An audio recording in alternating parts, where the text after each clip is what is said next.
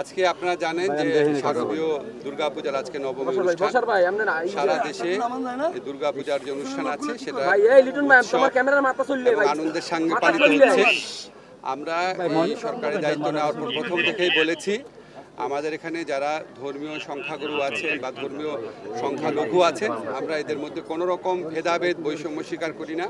আমরা মনে করি প্রত্যেক ধর্মের মানুষ হচ্ছে বাংলাদেশের নাগরিক, প্রত্যেকের সমান অধিকার, ধর্ম পালন ধর্মচর্চার ক্ষেত্রেও সমান অধিকার, এবং এই জন্য আমরা এটার উপর সর্বোচ্চ গুরুত্ব দিয়েছি। আজকে সারা দেশে আপনারা জানেন নিরাপদ পরিবেশে পূজা পালিত হচ্ছে। এসব পূজা পালনের অনুষ্ঠানে নানান ধরনের অপশক্তির নানান ধরনের ষড়যন্ত্র থাকে। আমরা সে সমস্ত ব্যাপারে অত্যন্ত অ্যালার্ট ছিলাম প্রথম থেকে, এবং আমরা বিভিন্ন উপদেষ্টারা গত বছরেও শারদীয় দুর্গাপূজার সময় দেশের বিভিন্ন অঞ্চলে গিয়েছিলাম। সেটার অংশ হিসাবে এই বছরও অনেকে অনেক জায়গায় যাচ্ছেন আমাদের উপদেষ্টাদের মধ্যে। আমি আজকে বরিশালে এসেছি, যদি সম্ভব হয় আরেকটা জেলাতে যাওয়ার চেষ্টা করব। তো আমি এখানে খবর নিয়েছি যে 628 জায়গায় পূজা হচ্ছে। তো আমাদের এখানে জেলা প্রশাসন এবং পুলিশ প্রশাসন ওনারা অত্যন্ত তৎপরভাবে ওনাদের দায়িত্ব পালন করছে। রাজনৈতিক দলগুলো সবাই সহযোগিতা করছে, ওনারা এটা বলেছেন। আপনারা সাংবাদিকরাও অনেক সহযোগিতা করছেন, আপনাদের ধন্যবাদ। তো আমার ভালো লাগছে দেখে যে একটা নির্বিঘ্ন পরিবেশে আনন্দ এবং উৎসবের সঙ্গে দুর্গাপূজা পালিত হচ্ছে। এখন আপনারা যদি আমরা অন্য প্রশ্ন করেন তখন তো আপনারা এই কথাগুলো তুলে রাখবেন না। আরও প্রশ্ন আছে কি বলেন? আচ্ছা, পাহাড় বিষয়কে আপনি যেটা বলেছেন, আমি তো প্রসঙ্গটা বুঝেছি। আমি পাহাড় বিষয়ে কথা বলার এখতিয়ার আমার নাই। আমি জাস্ট 2 দিন আগে আমেরিকা থেকে আপনারা জানেন সাধারণ পরিষদের সম্মেলন করে এসেছি। পুরা পরিস্থিতি সম্পর্কে আমি ওয়াকিবহাল না, এবং এটা আমার বলেন স্যার, আপনি এমন একজন মানুষ, আপনি আইন উপদেষ্টা, বাট আপনি কিন্তু একজন ওই জায়গাটা থেকে স্যার আপনি সুন্দর করে গুছায় কথা বলেন, সরকারের পক্ষে কথা বলেন, সবকিছু মিলে এত সংবাদকর্মী কিন্তু সবাই আসলে হয় না স্যার। ওই জায়গাটা থেকে আপনার কাছে আমরা জানতে চাই, অশান্ত পাহাড়কে শান্ত করার জন্য যে তৎপরতা আপনারা নিয়েছেন, এর পিছনে ইন্ধন কোথায় আপনি মনে করেন? আপনারা সরকারের কি মানে ভাবনা যে কারা আজকে অশান্ত করছে, আর আপনারা যে চেষ্টা করছেন শান্ত করতে কেন হচ্ছে না? আর দ্বিতীয় আর একটা প্রশ্ন একসাথে করে ফেলি, কারণ আপনি এটা শেষ করে আপনি যেন না পারেন, আপনাকে আমি আটকে রাখলাম। সেটা হচ্ছে আমাদের প্রধান উপদেষ্টা মহোদয় বিদেশি গণমাধ্যমের এক প্রশ্নের জবাবে বলছেন 5 বছর 10 বছর 50 বছর এমন মানুষও আছে যে তারা তাদেরকে রিকোয়েস্ট করছে যে না জানো উনি দায়িত্বে থাকেন।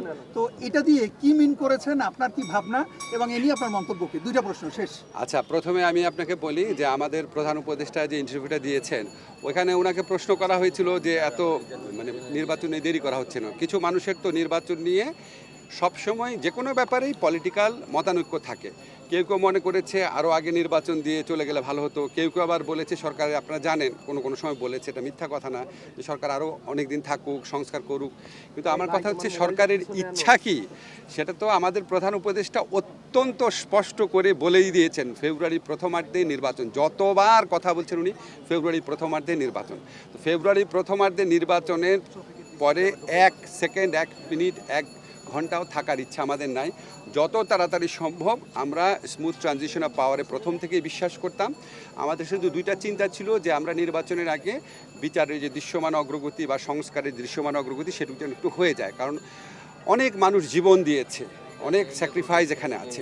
তো সেই লক্ষ্যে আমরা মনে করি বিচারের দৃশ্যমান প্রক্রিয়া তো হয়েছে, এবং আমরা আশা করছি এই আমাদের আগামী নির্বাচনের আগে আমরা কিছু কিছু বিচার কাজের কমপ্লিশন দেখে যেতে পারবো। তারপর সংস্কার কাজে আমি আপনাদের অনেকবার বলেছি, গণমাধ্যমে বলেছি, আমরা কিন্তু অনেক সংস্কার করেছি। যেমন আমি বিনয়ের সাথে বলি আপনাদের, আমার মন্ত্রণালয়টা আমার সবচেয়ে বেশি মনে থাকে এজন্য বলছি। আমরা শুধু আইন মন্ত্রণালয় প্রায় 9 থেকে 10টা বড় ধরনের সংস্কার করেছি। যেমন আপনারা জানেন বাংলাদেশে প্রথমবারের মতো সিভিল কোড আর ক্রিমিনাল কোডকে কার্যাবলী সম্পূর্ণ আলাদা করা হয়েছে। তারপর হচ্ছে আমরা লিগ্যাল এইড সার্ভিসের সম্প্রসারণ করেছি, বাধ্যতামূলক লিগ্যাল এইডের সিআরপিসি অ্যামেন্ডমেন্ট করেছি, সিপিসি অ্যামেন্ডমেন্ট করেছি, আমরা অনলাইন বেল বন্ডের ব্যবস্থা করছি। তো আমরা আপনার স্পেসিফিক আপনার ক্রিমিনাল কোড শুধু একটা কোড শুধু বিচারই করবে, এই ধরনের কিছু কিছু পদক্ষেপ নিয়েছি।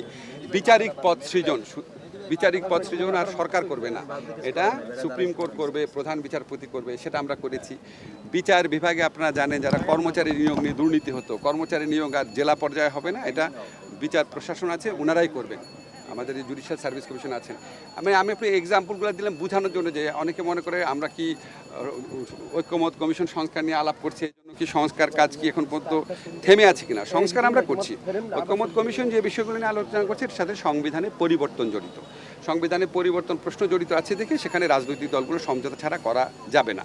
কিন্তু সাধারণ অধ্যাদেশ দিয়ে বা সরকারি আদেশ দিয়ে যেগুলি করা সম্ভব সেগুলি আমরা বেশ অনেক সংস্কার আমরা করে ফেলেছি। বাকি যেটা আছে সেটা ইনশাআল্লাহ ফেব্রুয়ারির আগে আমরা উল্লেখযোগ্য অগ্রগতি সাধন করতে পারবো।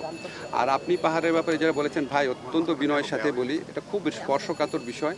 এই বিষয়ে আমার কোনো এক্সপার্ট নলেজ নাই, অনেক সব বিষয় তার থাকার কথা না। তবে আমি একটা জিনিস জানি, আমাদের সরকারের মধ্যে একটা প্রচণ্ড ইনক্লুসিভ একটা অ্যাটিটিউড আছে। আমরা সবাইকে নিয়ে শান্তিতে সমৃদ্ধির সাথে নিরাপদে বাস করতে চাই। এখানে যে ভেদাভেদের বিভিন্ন দেয়াল তুলে দেওয়া হয়, আপনার পাহাড়ি বাঙালি বলে বা আপনার হিন্দু খ্রিস্টান মুসলমান বলে, আমরা যেটা বুঝি আমাদের অ্যাপ্রোচটা হচ্ছে সবাই বাংলাদেশের নাগরিক। বাংলাদেশের নাগরিক হিসাবে সবার যেমন সমান অধিকার আছে, শান্তিতে সম্প্রীতির সাথে বাস করার, নিরাপদে বাস করার অধিকারও সবার সমান আছে। এবং এটার পিছনে যারা বাধা হবে তাদেরকে আমাদের আইন শৃঙ্খলা রক্ষাকারী বাহিনী আইন মোতাবেক তাদের বিরুদ্ধে সমভাবে ব্যবস্থা নেবে এবং আমরা চেষ্টা করব সবাই নিরাপদ থাকার জন্য। এটুকু আমি বলতে পারি। রিসেন্টলি জাতিসংঘের একটি এটা উনি যেটা বলেছেন থিওরিটিক্যাল একটা কথা বলেছেন। হ্যাঁ, আমি যেটুকু বুঝতে পারি, থিওরিটিক্যাল একটা কথা বলেছেন। থিওরিটিক্যালি তো যখন একটা দলের কার্যক্রম কিছু সময়ের জন্য ব্যান করা হয়, তো থিওরিটিক্যালি ওই ব্যানটা আপনার পার্মানেন্ট কি পার্মানেন্ট না সেই ধরনের প্রশ্ন থাকে। কিন্তু বাস্তবিক অর্থে আওয়ামী লীগের কার্যক্রম নিষিদ্ধটা উইথড্র হবে এই ধরনের কোনো সম্ভাবনা আমি দেখতে পাচ্ছি না, আমি অন্তত দেখতে পাচ্ছি না।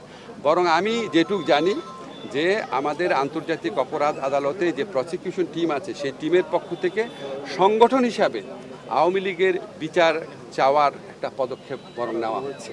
কাজেই এই নির্বাচনে আগে তো দূরের কথা, অদূর ভবিষ্যতে আমি আমার পর্যবেক্ষণ থেকে যেটুক বুঝি আর কি, আমার ধারণা আওয়ামী লীগের কার্যক্রম এটা আপনার যে নিষিদ্ধ হয়েছে এটা উইথড্র হওয়ার কোনো সম্ভাবনা নাই বাস্তবিক অর্থে।